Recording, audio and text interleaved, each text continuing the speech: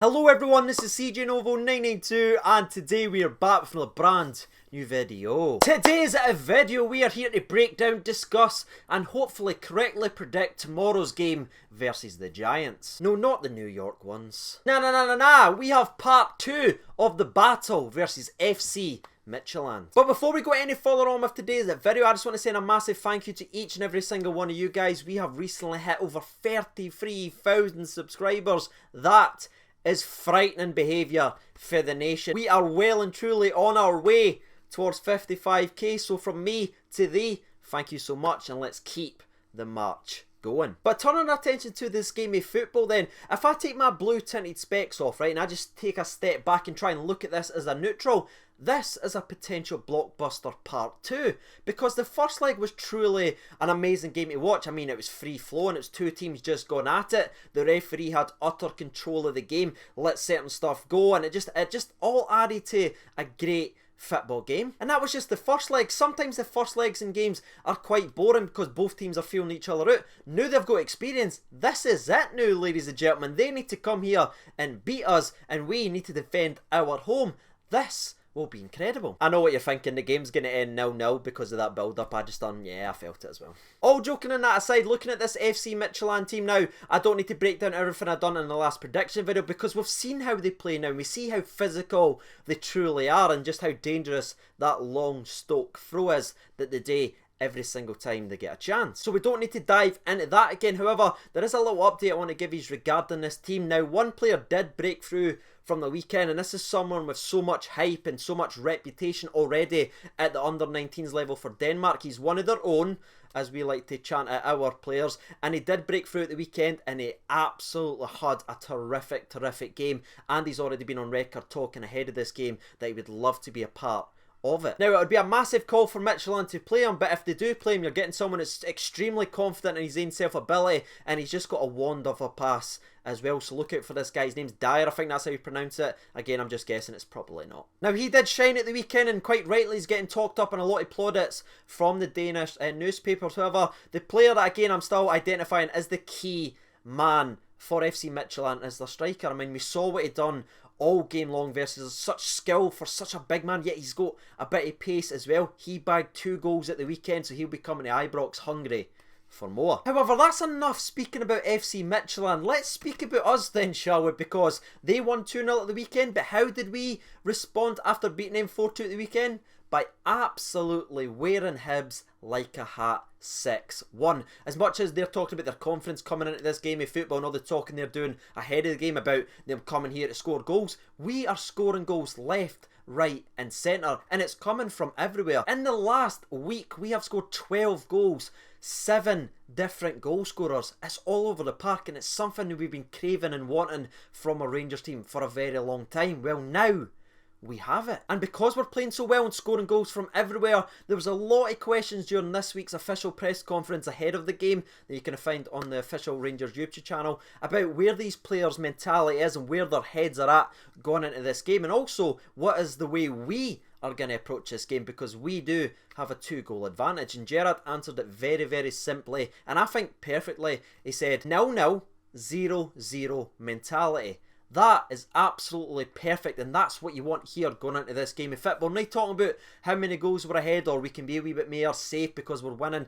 Go ahead and win this game of football and just take it away for them, you know what I mean? Didn't let them come in, attack us, we'll sort of park the bus and hang on. No, go and beat them. You bet them last week. Go and do it again and force your way into the next round. And I honestly just love this entire mindset that we have now, this pure ruthlessness and aggression that Gerrard seems to have as the Rangers manager, and we're slowly but surely seeing it seep into these Rangers players. And as always, Gerrard seems to issue a challenge during his press conference to the players who's going to be watching and listening. If you follow this prediction video, we usually try and point it out. Well, this week's challenge was to see how tough these players actually are up there. Have they got it in them to just face this game like a 0-0 and forget the goal advantage, or will they fall back and play it a wee bit safe knowing that they're ahead on aggregate? That is the challenge set by Gerrard into this game. Now, something else I think was very interesting about Gerrard's press conference is the talk of the centre halves, because we are well and truly stacked in that position, but we're kind of just sticking with Connor Goldson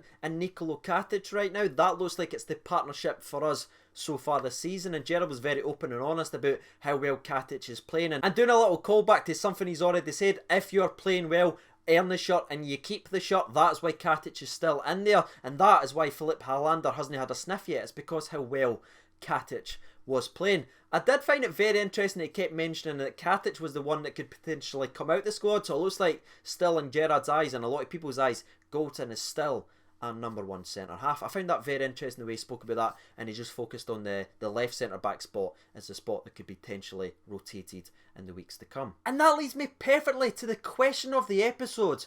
Who is our number one centre back at the club? Let me know your thoughts and opinions down there in the comments section below. I'm actually really curious about this one. And with that being said, that's us all done and dusted for the recap of the press conference. Let's turn our attentions to some team news then, shall we? And I want to talk about eligibility right off the start, because the best line from the entire press conference came from Gerrard firing back at a media person. They asked her, was Brandon Barker going to be involved in tomorrow's game? And Gerrard answered back absolutely to perfection, said, you've not done your own homework here. A player has to be registered ahead of the first leg to be able to be involved in the second leg.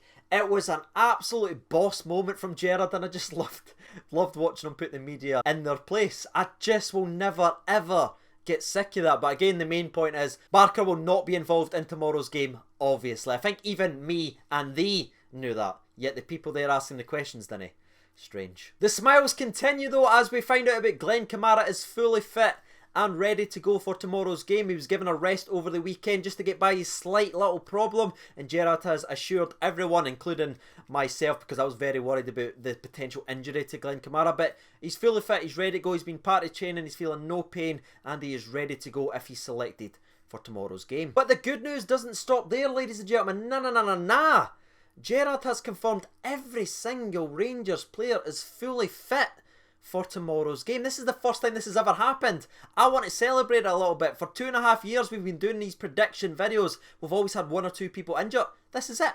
We're fully fit and everyone's chapping at the door, want to be a part of this game tomorrow. What a headache Gerrard must have looking at the players that we have on the books and trying to pick a simple 18 for tomorrow's game. A good problem, but a problem in itself. Now, as always, Gerrard doesn't give any information about his starting 11, but from what I've been able to find from the prediction video, I think he hinted the fact that Connor Goldson would definitely be involved, and I think he's edging towards Alfredo Morelos for tomorrow's game as well, so hopefully that helps you with your predictions, because now it's here, ladies and gentlemen. Get your thoughts and predictions down there in the comment section below. I scrolled through the last video once again. Now, to be fair, someone did say 5-1 Defoe hat-trick, but he was 1 goal off. So let's get back to winning ways, dive into the comments, and while you guys are doing that, I will give you mine. Now, as you can tell from the start of today's video, I'm expecting another fireworks performance. They're coming here full of confidence, looking to score goals. There's dangers from pretty much everywhere, but we are a very good side. So I'm going to go for another bit of a goal fest.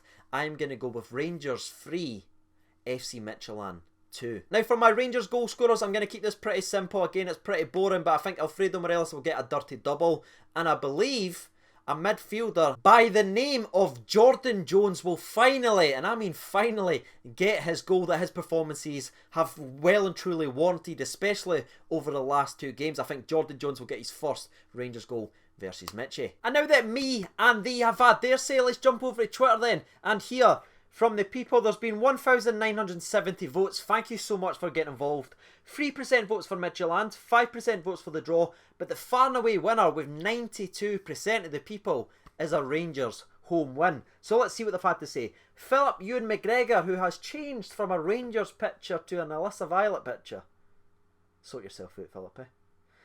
He writes in, don't make me laugh. He writes in, Rangers 2-0 goals from Morelos and Arfield. Blue Sea of Ibrox writes in, Rangers to win 3-0. Defoe, Alfie and Ojo to score. Moan the Gers. Moan the Gers. Indeed. Shorty simply writes in 4-0. That's how confident that man is feeling. Danny Taylor writes in 2-0. Morelos and Arabo with the goal. Daniel Bow writes in 3-1 Rangers. Morelos scored 2. JJ. And then they will get a late consolation goal. Consolation, is that no stars? No, that's constellation. It's fine, we'll edit this out. You'll never even see this anyway, it's fine. Adam Skye Gaming writes in 4-1 to the Gers. Morelos to score 2 goals, Tav with a goal, and 1 for Joe Aribo as well. And the last 2 or 3 that we'll read out in tonight's video, Greg Stewart Loyal writes in 2-1 Tav and Alfredo with the goals. Cameron Campbell writes in, I reckon 2-0 to Rangers, Aribo and Jones to get the goals. And the last one we'll read out in tonight's video comes from George, and he writes in, I think we will win by a goal. I do think, however, that they will need to go for it, so we then can go for them whilst they're open. Makes sense to me, George. He writes 3-2 to the famous. We're up here. Hope you're feeling okay, CJ, as well. Oh, I'm just being honest with you, George. I was actually feeling a little bit better today. Then I ended up calling a consolation goal some stars. That's how my day's going, George. Thanks for asking. Hope you're fine. There we have it, ladies and gentlemen. You've heard from the people. You've heard from myself. If you haven't done so already, you know what to do by now. Shout out to the absolute legends on the Patreon's account for all their continued support on the channel. And as always, I've been CJ Novo 992. Thank you so much for watching, and bye.